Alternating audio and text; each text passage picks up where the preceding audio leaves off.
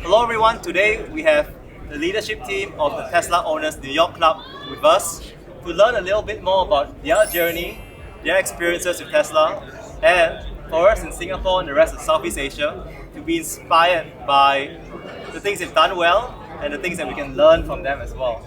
So click subscribe to stay updated to more interviews like this. To begin with, for all my guests, please share what's one thing the audience should know about you. Maybe we'll start with Bianca. Well, currently I drive a white-on-white Model 3 long-range Tesla, and I was extremely intimidated when I first got the car, but now it is space-wrapped. I'll have to show a picture of the space-wrapped, and everyone gives me a thumbs up every time I drive, so it's pretty neat. And I've been driving Tesla since 2014. Got my first Ludicrous in 2014, and this is my second one in 2018. My wife also drives a Model 3, my son also drives a Model S. So we are really kind of like a Tesla family. And when I first got my Model S, Rochester has maybe about a handful of Tesla. So back in those days, when we see a Tesla, it's like, whoa, it's just like family. And then now it's like everywhere. It's really awesome. So yeah, excited. And what really got me to hook on Tesla is the acceleration, the performance, and obviously the electric, the quietness, everything we all know. But it is an amazing vehicle. I'm hooked. Yeah. Hi, I'm Stephen Plata. I'm the club manager for Tesla Owners Club New York City. This is actually my 2-year anniversary this month. Fun fact about me and my Tesla experience, I went through my first set of tires on my Tesla at 6,000 miles. So kind of like Patrick, I have a need for speed. And I'll stop it at that point right there. Hi, my name is Kim Manet, and fun fact, I actually did a test drive back in 2012 for 15 minutes, and I did 55 miles around a 25-mile-an-hour corner, and I said, I gotta have this car. So I have a used 2015, and I love it to death, and I drive it all over the country. So you name it, I've been there with it. And you drove down all the way from New York? Yeah, yes, and I drove all the way from New York with 20 stops in 2.5 days, and by myself. So between this group, there's like almost 4 decades of Tesla experience. For us here in Singapore, for the Tesla Owners Club in Singapore, as well as our members, Tesla only started official sales last year, selling only the Model 3. And mindsets for EVs still require some evolution. A lot of education is still needed. Could one of you walk us through what were the early days like, maybe in 2012, and how mindsets shifted to today? So, like I said, when I bought my Tesla, there was only a handful of those in town, and it's kind of small world. I bought my first Tesla, and then my son and a neighbor, that's Harry, who is also a founding member, he owns a Tesla, and and so he's looking for a place to charge his car, and he found my son on the internet. So then now we connected. Now he has 3 Tesla owners. And then turned out that my grandson, that means my son's son, his teacher also have a Tesla. So there's 4 Tesla. So I said, wow, we got 4 Tesla. Let's do something together. So when we first started, we just got together in Starbucks. Okay, just kind of like a meetup, just talk Tesla, So, and as more and more Tesla, members join, we come to realize a number of things. Is number 1, we need to support by Tesla. That means we need a service center. Number 2 is that we need to educate the public about Tesla, about sustainable renewable energy, and then also very importantly is that we need to educate the government, okay? Because the government was very restrictive because of the dealer associations, and so we need to band together to be able to talk to the government, say, look, we are your constituents, and we need more electric vehicles. And also the governor at that time really want to push sustainable renewable energy. So we kind of work together, and then eventually we come to a point that about 2018, 2017, we say we need to officially form a club so that we can become a legal entity to work together with Tesla, and that's how we all started. And then the rest is history. how have mindsets shifted in the States? Like, is it like more encouraged in, let's say, big city like New York City versus the rest of the maybe state? so our most popular region by membership is Long Island. So Kim, maybe if you want to talk about what you've seen the growth in Long Island over the past few years. So in 2018, when I got my used S, my town only had 4 Teslas in it, and I could tell you whose was whose. I mean, nowadays there are so many out there. It's amazing. I mean, if you going down the street and you don't see at least 10 in a half an hour, something's wrong. But the fact that it has grown so fast, and they've added a lot more chargers. When I first got my car, we had one in Syosset, and I think one in Manassas. And they've actually grown so much that we have, I swear this year we've had at least 10 new chargers pop up, Supercharger stations. But in the beginning, when we would talk to people, I'd pull into charge and ICE vehicle people would come up to me and go, oh, how far do you go? How often do you have to charge? How long is your charge? And I said, it depends. The weather, it depends on how far I'm going, how fast I'm going. Well, you can't drive across country this. No, you're wrong. I do drive cross country with my car. It can be done. You just have to listen to your car. If it tells you you gotta stay under 65 to make it to the destination, then you have to stay under 65 to make it to the destination. But I have seen a big growth recently in New York City in itself, around Brooklyn, in the city, and Queens, where they have actually started adding superchargers on the street parking, and it's called Flow. And so you have to have an app to download to use it. But in New York passed a law where that if a gas vehicle is parked in an electric vehicle spot, they will ticket you and tow you, which helps us out a lot, because being iced out is not fun. Talking about iced out, there are certain biases sometimes towards EVs or Teslas. Bianca, any experience when you first got your Tesla? Like, how was it? Was it a smooth journey? What hurdles to overcome? When I first got my Tesla, I sat in the car for about 4 hours and was tapping every little thing. I was taking little drives by myself before I even let anybody in the car. I was very intimidated when I got in the car. But after I got over that hurdle, I said, you know what? This is so simplified. I don't need all these buttons at all. And to me, it's more of a mentality that I need to go through, and to know what it does for the sustainability efforts and what it does for the overall environment. To me, it was well worth that 4 hour of learning curve and learning. It was about a week or so going from, driving gas all my life to now EV. Yeah, it was about a week or two, and I was okay with it. So the hurdle was just a mindset that I just had to get over, and it wasn't that bad. So. And it's easy. We just tell people that it's just like an iPhone on wheels. Yeah, exactly. I mean, it's intuitive. You swipe, and then you push and tap. So, so once people got it's an iPhone on wheel, then start connecting that to your phone, and then the rest becomes much easier for them to comprehend. And Tesla's one thing good is that because the user interface is really good, so very intuitive. So so that's one of the areas that really help us. For me, when I first got my first Tesla, I just saw a delivery flatbed, dropped the key, sign this paper, please. I signed it, give me the key. I thought there'd be something to kind of walk me through. Yeah. And they say, see ya. I say, but anyway, I don't mind. I enjoy this kind of challenge, and just like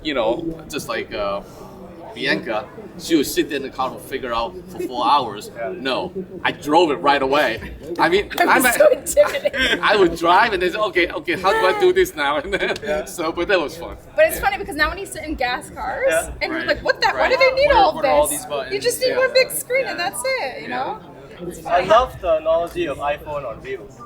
Oh, I was going to say, how many of us have been driving our Teslas for so long, and then when we have to rent a gas car, that when you go to turn, change it to the drive or reverse, you hit the wiper blades off, or you get out of the car, you walk away, you come back and realize you've left it on and unlocked. Right, it's like going back in time. How archaic, right? That's right. What do you need a button for now? Yeah. Right. It's so used to the creature comfort. So the iPhone reviews appeals to many, but it may also scare some people who are used to the service, buying from a Porsche, from a BMW, from a Mercedes. How do we overcome that? What's your experience? Yeah, one of the things, every month we do a new owner's workshop. It's specifically either for new owners, you could be looking to buy a Tesla, you could have had it for 10 years, well, yeah, just about 10 years, I suppose. But it's really meant for anyone. So this is led by the club. I specifically lead these for the club. But Tesla has also been doing their own, I forgot specifically what they call it, but they do their own version of a new owner's workshop. That's currently in the States, but I'm sure they're going to expand that worldwide too. So I don't know if there's any other companies, any other auto companies that do that today, but it's something that Tesla offers to all their owners. And we welcome any of the club members. I mean, it's in the internet right now. The world's got a lot smaller because other than the time zone difference, it's only as far away as a click on the button on the computer. So, if you want to, you can just kind of, we just had an energy workshop, and my brother-in-law in UK, he bought a Model 3, and then he wanted to get us, test the solar roof. And I say, well, why don't you just join us on our solar, discussion? And then, he clicked, and then, he said, stay different time, make sure that. So the world is getting smaller. Your members welcome to go to our website and see whatever event that we have, a webinar and stuff like that, and join. And then you can take it from there. And then if you want to incorporate some of this information into your local club, we are all welcome to share information, because our ultimate goal is to promote sustainable renewable energy. Doesn't matter if it's in New York or in America, worldwide, or in Singapore or Malaysia, so feel free to do that. We welcome for you guys to join and be part of it. I think that's a great shout out, because education is very important. Yeah. One of the barriers for EV adoption, especially in a place like Singapore, which is more like Manhattan, most Singaporeans, 80% of the country, we live in public housing or apartments where there's very limited access to EV charging. How have you seen that being overcome in New York City? Yeah, right now the biggest issue that we face in New York State. New York State is the 30th largest state in the country, and also it is 47,000 square miles. So it's not a small state. Whenever people think of New York, they always think of just New York City, but it is a massive state, very, very large. We are currently constricted to just 5 sales locations for the whole state. All those 5 sales locations are in downstate. So there's 2 in New York City, 2 on Long Island, and 1 in the Hudson Valley region. And then you have all of the rest of New York State. This has been, I think, since 2014, this has been a law in New York State that has constricted Tesla to just these 5 sales locations. So that's probably been single-handedly the biggest hurdle. Now, if you live in Buffalo, if you live in Rochester, if you live in the Adirondacks, I live in Albany, you have to drive roughly 5 hours from Buffalo to get to the nearest sales location to pick up your car.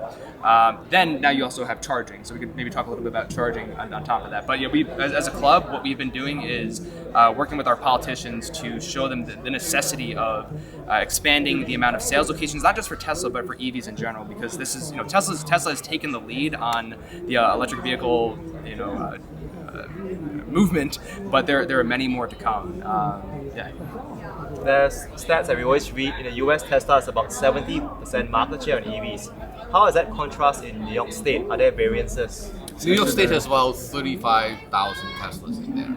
And I think as far as the share of a Tesla in the total EV vehicles in the state of New York is probably about 70% as well. Yeah. Okay. So it's dominant, put it this way. And so the bulk of the EV Tesla is really more in the downstate. When like downstate means that like Long Island and New York City, Manhattan, Queens, and Brooklyn, and so on and so forth. And yes, you mentioned about charging in Manhattan. That's really always the challenge with charging. It's just because people stay in apartment or high rises. It's just like Singapore. But when you go out to like Brooklyn, Queens, and then to Long Island, there's a lot more houses over there. Okay, and at least if they don't have a garage, they have a carport where you can park a Tesla and park it in there. But we have members that live in Manhattan that they either have to be in an apartment and so on and so forth. But I think as the EV movement increases, more and more condos or apartments, they understand the fact that they need to provide electricity for charging.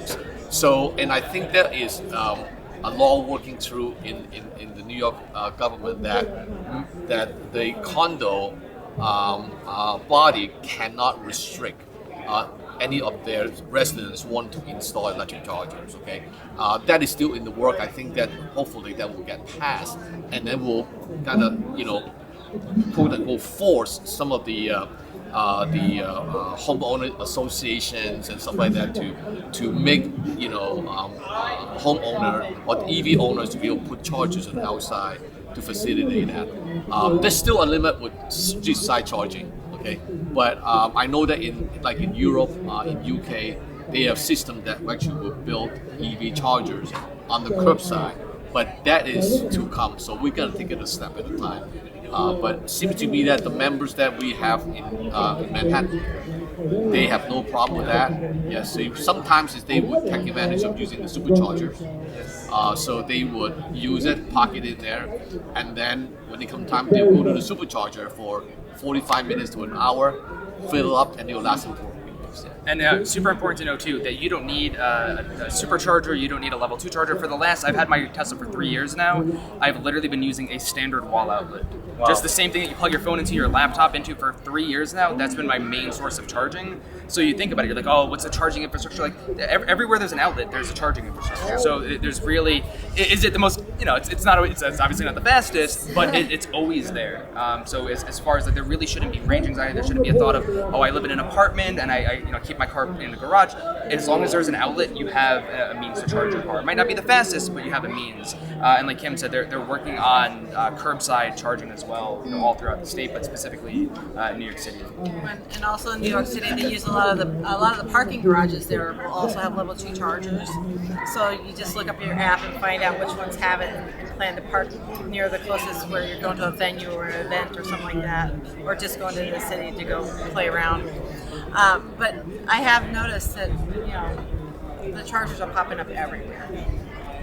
They've been growing and growing, and people are getting to the fact that, oh yes, we're going to have to get chargers and put them here if we want to keep people happy. I want to bring up another great point too. One of the benefits that the Owners Club program brings to Tesla, to the community, to Tesla owners. We have a very, very good relationship with Tesla in New York State, and their employees actually reach out to us to help, for us to help them find places to install superchargers. Whether it's downstate, whether it's anywhere throughout the entire state, they'll actually ask us. They'll ask our members, what are some good locations? Do you have any leads, or just any members that have a plot of land? So just the part of having a good relationship with Tesla allows for benefits for everyone. It does. So there are 35,000 Teslas in New York State. Superchargers are a source of pride and also competitive advantage for Tesla. But eventually, Elon plans to open it up to other EVs. Is that a source of joy or anxiety for Tesla owners? So somewhere in between, probably. I would say, I get to drive around the state a lot for different club events, and it all depends on where you are. The more populated the region, the bigger the issue that might become. But I think in general, it's a really good opportunity for Tesla. It's extra marketing for the brand, but especially when they see how popular the superchargers are. It's good marketing for them. So the way I look at it right now here is the good thing is there's not a lot of non-Tesla EV out there. There is, but there's still a 25%, for example. Okay, all right. So, so yes, I think what is a calculated risk from Tesla perspective, because if they open up the superchargers to all EVs, then they can get federal funding. Yes. So when they get federal funding, they can expand their superchargers way more than what they have now. Okay, that means because that been always is Tesla's self-funding the superchargers, which is obviously that's a constraint financially. So once you have federal fund to do that, you open up. So I believe that when they open up, maybe during the transition, that our existing Tesla owner might get a bit of a squeeze to it. But once Tesla build up, because this is like a cookie cutter, they already got the plan, they already got all the equipment ready to go. And it's made in our state too. All of the supercharger equipment, Yeah, Buffalo. the majority of the supercharger equipment is made right in our state in Buffalo. So I think to me it's a good thing in the long term. Yes. Short term, we might have experienced some pain. Yeah.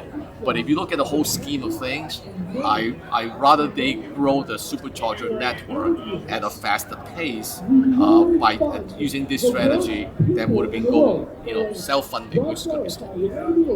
How many superchargers do you have in Singapore? In Singapore, Yeah. we have 5 supercharger stations, and because most of the country is kind of like Manhattan, each supercharger station has 3 stalls. Oh. This reaction is priceless. This reaction is priceless. Oh, After spending a couple of days in LA where you just find like 30, 40 stall superchargers, it's quite a shocking experience to visit Singapore. Okay, the Tesla is building up a lot. We only started official Tesla sales last year. Yeah. So we will see a lot more superchargers. Now for context, like a city like Shanghai has more than 1,000 supercharger stations. Yes. And they have the world's biggest supercharger station with about 70 stalls. And that's the underground one. And actually, because EV adoption has been very high we've heard like in Europe, Norway specifically, China. What's the EV adoption like in New York State relative to the rest of the US? Because US on average is about 8%. Yeah, I'll talk a little bit about that. So New York State used to offer a $5,000 incentive for electric vehicles. Tesla, I think it depended on the cost of the vehicle. So the majority of Teslas were able to get that. It might have been 20. It was either 2,500 or 5,000. There was a 7,500. It was 2,500 for New York State, and then a $7,500 federal. So both of those are gone now for Tesla. So New York State gone, but that hasn't slowed down the adoption rate at all. I mean, it's if you look at New York State, it's just growing exponentially. So really, it's not like finance. The incentives have really meant that much. Maybe in the early stages to kind of give people that extra. Like for myself, when I got my car, I was able to take advantage of all the incentives. So for me, that was a big boost. But over the years, too, Tesla was able to lower down the price of their cars to match the absence of those incentives. So it's not like that being gone has actually taken a hit. But maybe Bianca, as a new owner, maybe you could give a little bit more insight, or a newer owner, a little more insight on this. I don't think I can. No? Okay. No, I don't think I can. Okay. Maybe what made you get your Tesla, like as far as adoption?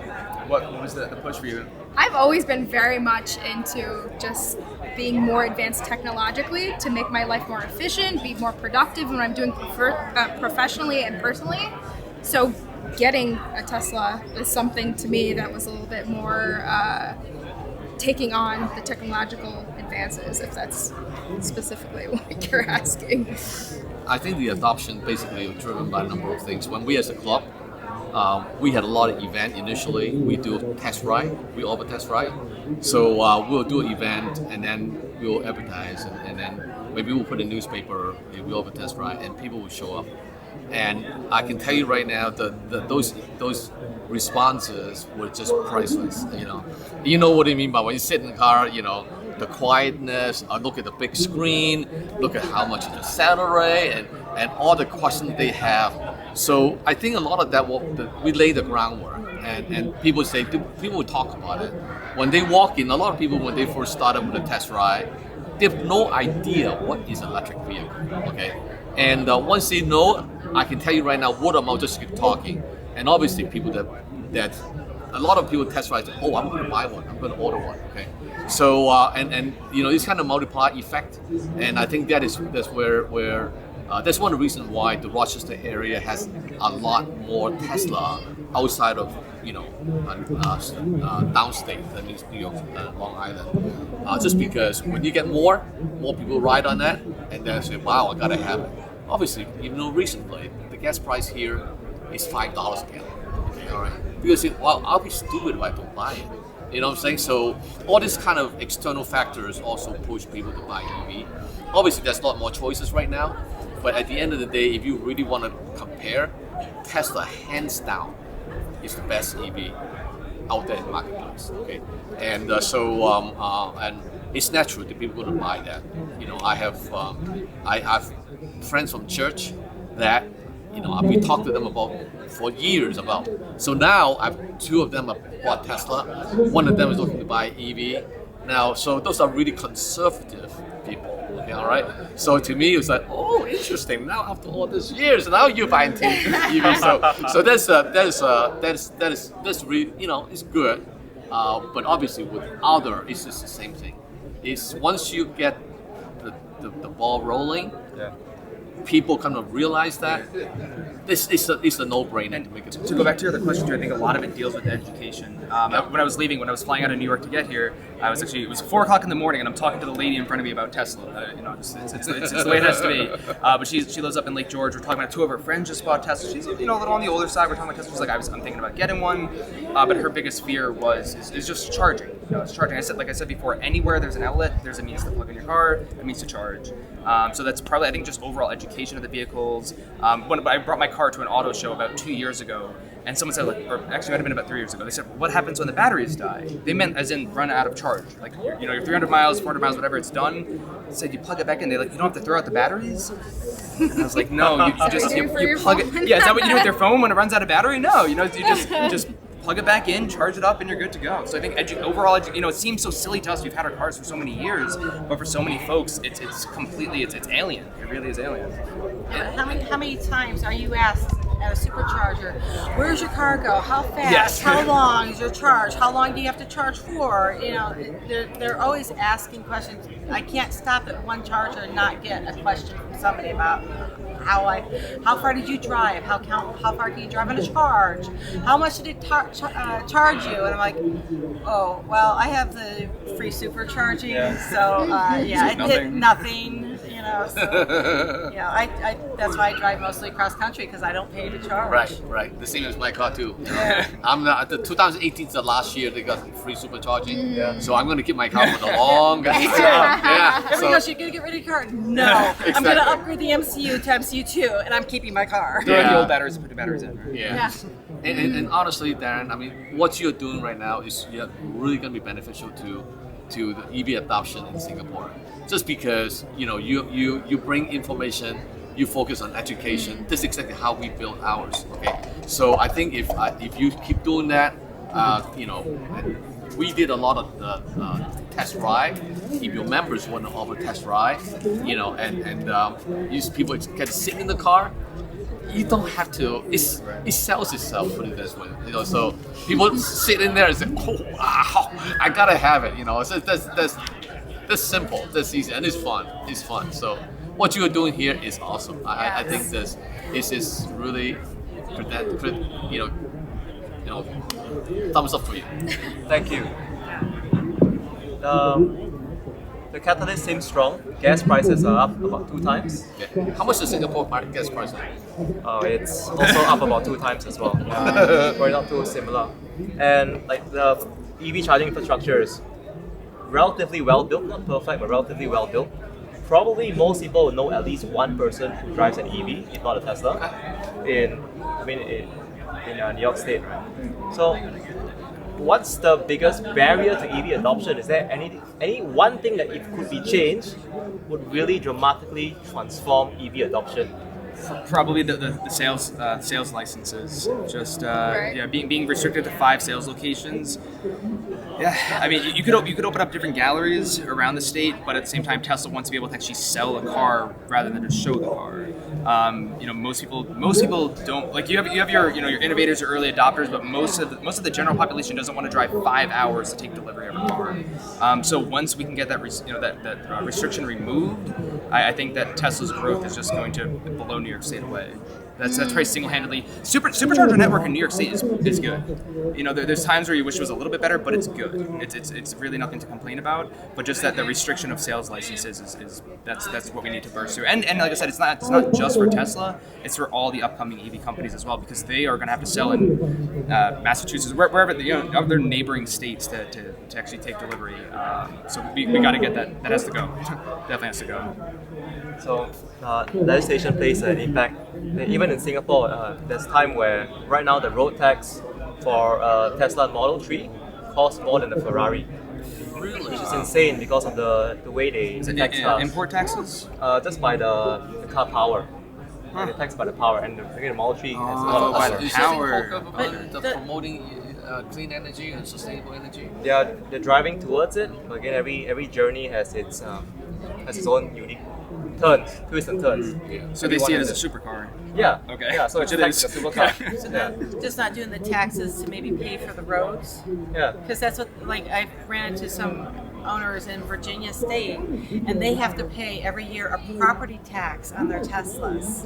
What's the tax? A property tax, and the reason being is because they're not buying gas, and there's a tax built into the gas to pay for the road maintenance. Right. So they're adding the property tax to pay for the road maintenance in that state, which isn't fun. It's like $1,000 to $1,200. That's right. There's another way. There's one of the complaint from the gas car owner because when there's a tax built in for the road infrastructure maintenance out of the gasoline sale, whereas we don't pay, but we still get to use the road. Yes. So there are things that there's all political issues, but going back to one of the talk about here, what would be the effect of the adoption?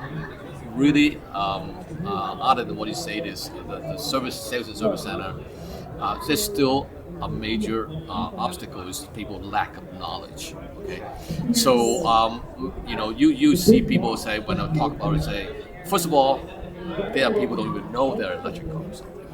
So for the one that know that they're electric car, they always think that, oh gee whiz, the battery died, I'm stuck. Okay, all right, and they don't know about the how the electric vehicle work. And what they consider the most negative is what they call range anxiety.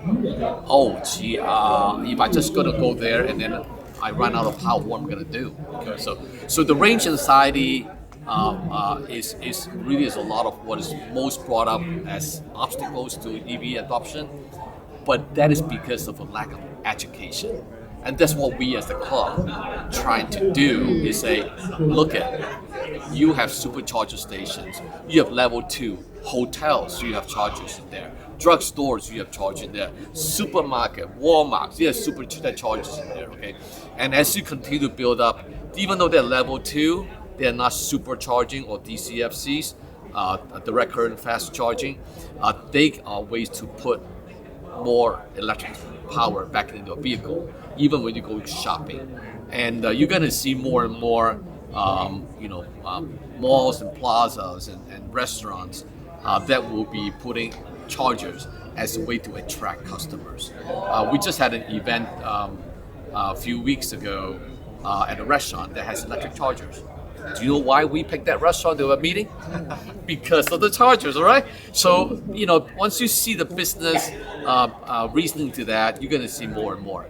And when I travel right now, I will only stay in hotel that has electric chargers, okay? Plain and simple. When I sleep, my car gets charged. How sweet it is, okay, all right? So, and then next morning I wake up, I can go on for my next leg, know that my car is fully charged, until I need to go supercharger to get recharged. So this is all the factors that is going to continue to grow the infrastructure, and I hope Singapore is doing the same thing. You might only have 15 superchargers. But the thing right now is hopefully you have a lot of the level 2. Yes. So that is the case that you say, okay, that's not the end of the road for you. There's a level 2, you can plug in, to give you 20 miles an hour charging in there. So those are the stuff in there. So as it grow, it's going to be, people are going to have to be educated, saying, don't worry about it. There are chargers available and so on. So we're very inspired just by hearing how important and how much of a challenge education is, despite this being one of the more mature markets for Tesla. Yes. Singapore, we're 1 year in, there are some taxi drivers who come and say, oh, the car with that T logo, what model of Toyota is that? And so even the branding is going to take a while. Yeah. And to the points of, can I charge in the rain? Will I get electrified? Yeah. It's a good question. Tesla? Yeah, it's a good question. Yeah, and That's a again, lot. a lot of You these won't get are electrocuted. Yeah. genuine questions, right? Is this a journey? So education is so big that there's the manufacturer, there's Tesla, there's the state and federal government, and there's Tesla Owners Club. Do you all have a specific decision on what role you play in education and focus on where you make the most impact, so that Tesla, the manufacturer, and the state governments could do their part well?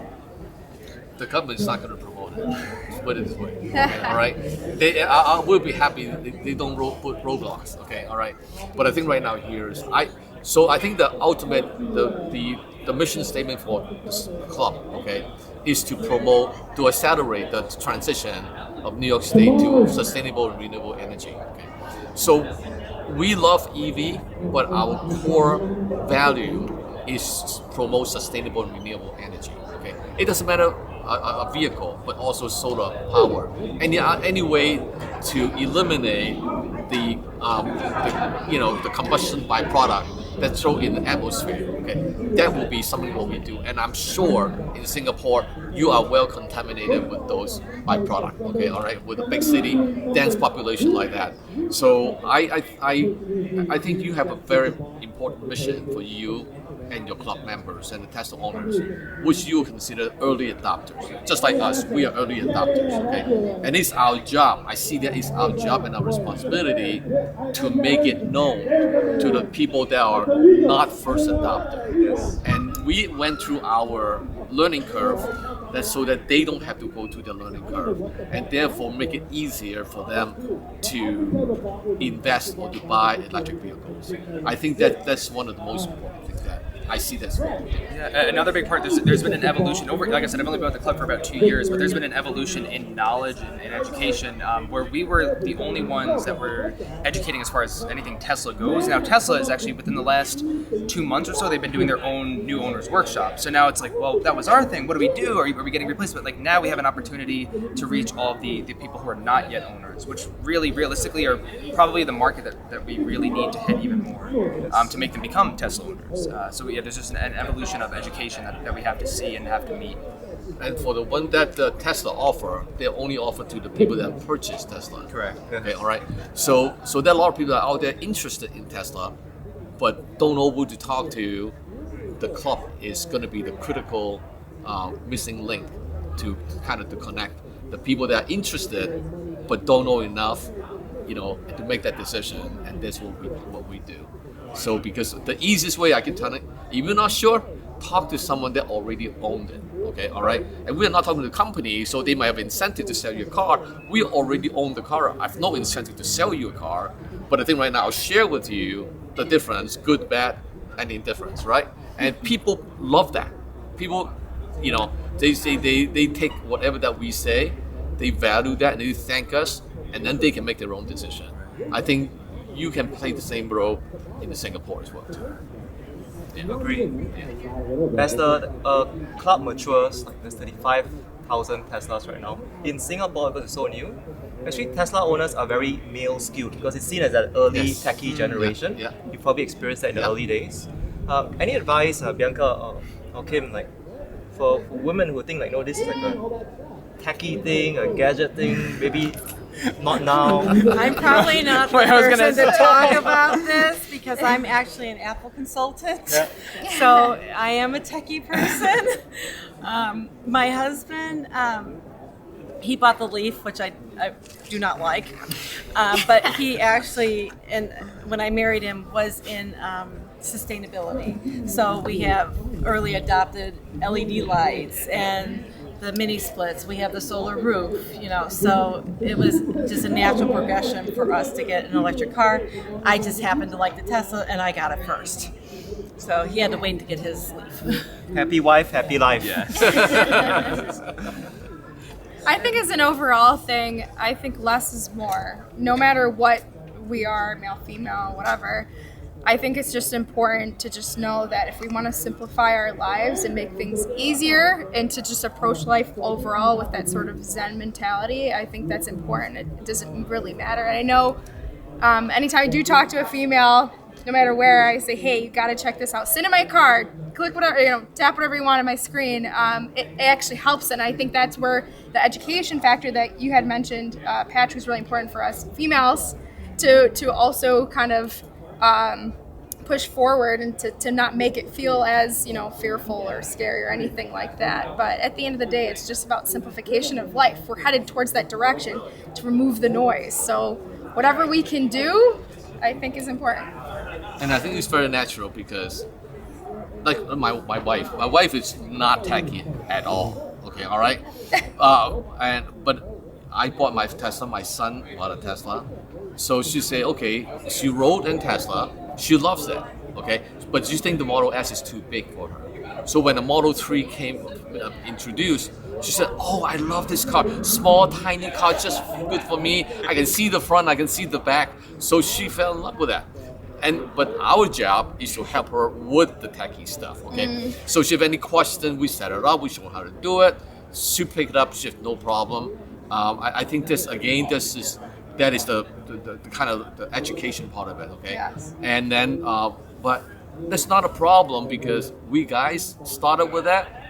We showed the ladies, and some lady would step forward, just like we do with the guys. Sometimes the ladies teach the men too. Exactly, right. Yeah. So sometimes the ladies got better than the husband. You know what I'm saying? We saw that happen, and it's just fun. It become a family, kind of value. We all believe in sustainable energy. When we drive long distance, we feel good because we are not leaving all this carbon footprint behind. Yeah. And and when we do things together, we know that if I have to take a long trip, I'm not doing any damage to the environment. And this kind of value that you instill in the family, and then it becomes part of what your family celebrates. I think this is good. Yeah.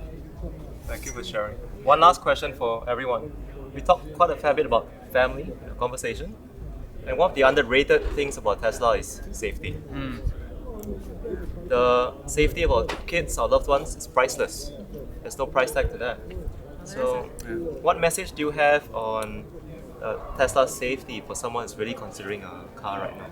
Well, I can tell you as a mother of 4 boys that to me the Tesla, when it was first done with the safety, the Traffic Safety Commission, the test drive, crash test ratings and stuff like that, the fact that it's very hard to roll the car over because of the batteries keeping it low to the ground, and the fact that when they were first testing it, they actually broke the actuating arm trying to do it. And then one of the other ones is where they actually stacked, I think, up to 5 Teslas on top of each other, and they still couldn't crush the roof. Two male elephants, right? They stack on top of each other. Yeah. So to me, that's like, wow. This is a safer car than a BMW or a Mercedes, and it's got all the airbag curtains and everything, and I feel more safer in that car. I'm sorry, but I drive fast because I feel spiritedly. I feel safer in that car. And traveling alone as a female half the time around the country, I feel safe in my car. And just a shout out to Apple as well. There's all stories about how Apple Watch have saved lives, but we've also heard stories of Tesla saving lives as well. Yes. There was recently a crash that occurred, and the people walked out of it with just a couple scratches. And to me, that is amazing, because if you'd seen what that crash looked like, you'd be going, oh, if that was a regular car, everybody would be dead. It's really amazing. I'll give a little personal. I'll give a little bit of piece on membership. We've had a few members. Sadly, we've had a few members who have totaled their Teslas. Immediately, I mean, they've all been protected, which is, it just shows, I don't think anyone's ever broken any bones as far as members. Thankfully, there hasn't been too many that have gotten crashes, but a few that have totaled their cars. Immediately, they buy another Tesla because they know that car either saved their life or saved them from getting more hurt than they would have. So it's incredible to see it, and then most of the time they also upgrade to the performance model. I guess they figure, okay, this is my opportunity to upgrade now. But for myself, so I was actually originally looking. I hate to admit this, but Patrick and I are both car guys, but I was originally looking to get a Mustang GT convertible after when I was getting out of college and I was saving up, and at this time it was 2012 when I really started learning about Tesla. And I was like, okay, someday when I have enough money to buy one of those. And then the Model 3 came out, and I was like, all right, this seems like an option. I might be able to do it. So I was saving up, and at the time though, I was still looking at getting a Mustang GT. Thankfully, I did not get that car. But one of the things that actually really pushed me towards, besides the acceleration and sustainability and the power, was safety. And just knowing like eventually I will have a family, and eventually, and I want them to be in the most safe vehicle that I could have. So not a father yet, but eventually I'll know that they'll be in the safest car that I can put them in. I think it's really important to just note that these vehicles have 8 cameras on them, and at some point they're supposed to be robo-taxis. I mean, think for no one to be sitting in a chair and for these cars to be driving themselves, there's got to be a lot of laser vision intact. There's got to be a lot of eyes all through the AI. So I think it's just important to just note that technology is there. So obviously there's a super level of high level of safety, and I have autopilot. I don't have the FSD beta. I'm not that cool, but this company is really working towards increasing the technology and the AI, and I think that's just important to think that all their mission is sustainability, but it's also safety. Because how are they going to get to that next level of developing the AI? So I think that's really important to just note that the safety is also a part of their mission as well. So, and yeah, I feel very safe in the vehicle, just knowing that as well. So. One last point, sorry, on safety too. You can cut this part out if you want to. But being in New York, we get, I mean, especially Rochester gets their fair share of snow. I'm in Albany, upstate New York. You got some snow on Long Island. You got a little bit of snow down there.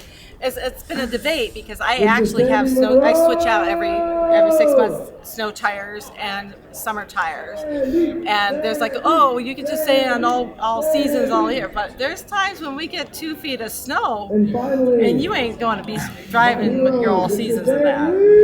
So just an extension of that, one of the really good things is, I'm sure you read about it, is people are trying to flip a Tesla. They couldn't flip it. The reason being is that the battery is heavy and it's on the bottom, so the center of gravity is really low. Okay, so there are times that people that gone off the embankment that a regular car would have rolled over, but Tesla wouldn't, just simply because of the way the car is built with center of gravity so low. So this is an extremely important factor because rollover killed a lot of people. Okay, all right. So that's one of the things that Tesla excel, or for that matter, electric vehicle, if they build correctly.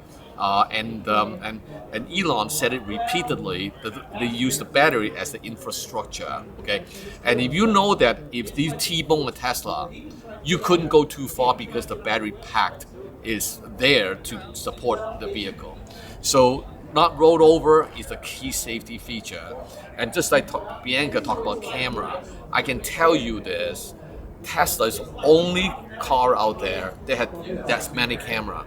Do you know what's good is that? When you're in an accident, you have all the evidence. Yeah. Because my wife got in an accident one time. It was not her fault. Somebody else hit another vehicle hit her. Everything is captured on camera. The guy, like a hit and run, right? Yeah, well, that one is not hit and run, but I'll tell you another story. So that the guy the instigator tried to deny everything, and the moment I showed the video, they immediately, the insurance company accept the responsibility. Okay, imagine that without the recording, you're going to be battling in court, negotiation, all sort of problem. Just last week, my company Tesla, which I used to use the delivery vehicles, was parked in there, and it got hit. Okay, it was in the parking lot. I got an alert. I didn't pay much attention to it because, it is the first time I get an alert like that, so I ignored it, to my mistake. And then later on, when we find out in late afternoon, the car was literally pushed sideways by a tractor trailer. Wow. How do I know that? Wow. The camera. So all we did is go back there and replay, and then we found the tractor trailer trying to make a U-turn, and then the tail end of the trailer just swiped the car. Okay, it's $12,000 worth of damage. So imagine that, and the guy ran away without leaving us any information. Okay, all right. So it's a hit and run situation. If I don't have the cameras, good luck trying to find out who did it, and it'll be on me. Okay. So this is another safety feature that so far only Tesla has, and I don't know about Singapore, but whenever you're in a situation that people try to get away with crimes, okay, they cannot get away with Tesla. This is one of the things that I think it make a Tesla owners much more, valuable. Put it this way, just because of the features in it. So those are what I consider very, very important. And talk about the low center of gravity. Winter, you don't have snow in Singapore, so it's less of an issue. But for us, being able to have good traction in snow and ice is very important. And not just the weight of the vehicle be very heavy, and also the computer control on all the wheels make spun out less likely, and or to recover much better. So this is all this, and then obviously FSD. I don't know whether you have FSD in Singapore yet. Standard one, not beta. Okay, so even standard one is still safer because those, so the active cruise control, those are all, warning systems, stuff like that, all safety features. A lot of vehicles just start trying to copy. Okay, all right. So these are some of the leader in vehicle safety are from Tesla. Yeah. Thank you for inspiring us with your stories, your experience. Another gift of being a Tesla owner is the community. So one day if you're moving to New York State, or you're already there and you plan to buy a Tesla, I'll put a link down below where you'll find a link to the Tesla Owners New York Club, and where you meet people like Bianca, Patrick, Stephen, Kim, who's very generous in their journey of education, sharing the stories. You have a community with. For me, I'm taking back a lot of lessons to help nurture, together with the Tesla Owners Singapore Club, as well as any stakeholder in the country, on this transition to more sustainable energy. Thank you, everyone. Yeah, just want to remind you that there is a Tesla Owners Club in Hong Kong, of the Tesla Owners, multiple Tesla Owners Club in China, and obviously, there's a lot of Owners Club in Europe, in North America. That means U.S. and Canada, Mexico. If you are coming to America, or you are going to Europe, or you're going to China, I am sure you want to connect with Tesla Owners Club. We will welcome to you, as like you said, as a family, and so don't hesitate to reach out to all of us. So I know that I already got sent an invitation to Tesla Owners Club in Norway, Germany, and at least I know that France, and then obviously I'm from Hong Kong, so they're I just feel like home over there. So this is like you said, it's a family that wherever you come, just like you come over to America here, and we sit together and talk, just like family, right? Yeah. So It's our first time meeting. With that, people bond over Tesla nowadays. They could be stranger things. If you found this video useful and informative and insightful, please click the like button. Hit subscribe to stay updated to more interviews like this. Bye bye, and signing off from Tesla Con.